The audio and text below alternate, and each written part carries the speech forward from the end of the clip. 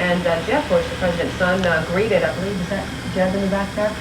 They greeted the president upon his arrival there at the Air Force Base. We cannot bring you, we're having technical difficulties. We cannot bring you audio. We do not know exactly what is going on. This is what they've been saying since the hurricane hit. This is a shelter. It's been home for many. It is not clear at this point whether or not the president will be speaking to members of the press during his 2-hour stay here in South Florida. This is also where people are going for food, yeah, and breakfast is being served right now. One of the kitchens is set up, and I don't know how many people will show up today, but yesterday at this time there were at least 900 people standing in line. Are they getting back into their caravan here, or looks like they're moving? It looks like. Looks like they're making their way back to the bus, but they're not quite there yet. And we do have reporters everywhere and cameras everywhere and follow them. So she's reading a little boy. She's talking to a little boy, probably a victim of the hurricane. She is talking to him now. Someone just blocked my view. There you go. Okay, there you go. She is talking to little boys. It seems 2 little boys. One of them looks like he's wearing Army fatigues. Yeah. I don't think he's the youngest member of the National Guard. There we see the governor already is Governor Lawton Child to her left. That's right. I'm looking at this from another perspective. I don't know who else is in that truck. I don't know if very many other people fit in that truck. But there's a total of 20. Slightly north in the camp, and as you can see, it's quite a number of people here walking along. I'm not sure whether we can get the president to come over and address us because he's in the midst of just chatting with the people who are running the show here.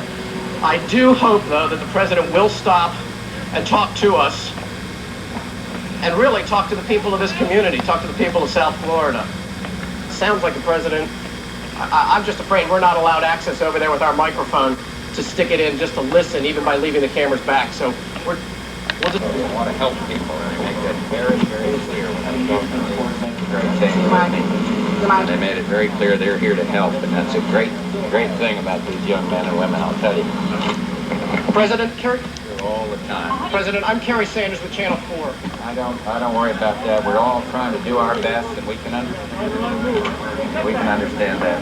The more thing is not trying to level blame, is to get the job done. Careful behind you. Here. Thank you. Yeah. President Kerry Sanders with Channel 4. The people are wondering what you can promise the community now that you're here. What can you promise? Well, I'm going to have a little statement that'll have. It's not here to make promises. We're here to try to help everybody as best we can. I don't think this is the promise business. We're here to salute what these people are doing and doing everything we can to help.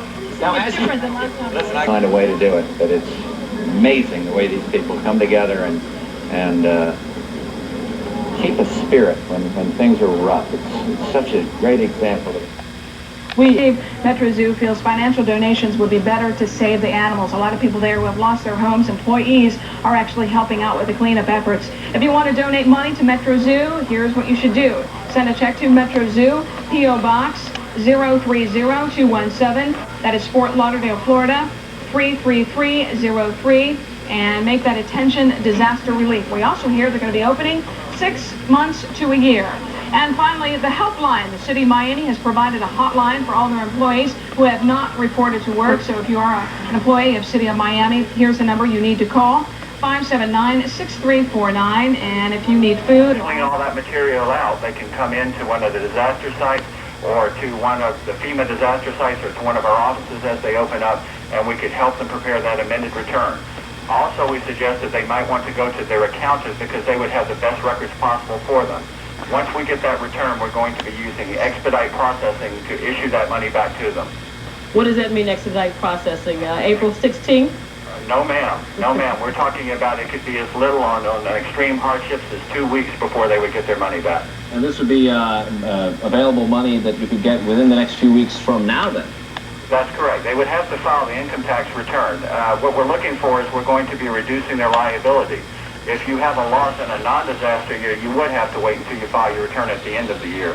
But you have the option of either doing that or taking it on the previous year and getting that money back into circulation and back to help them as soon as they can.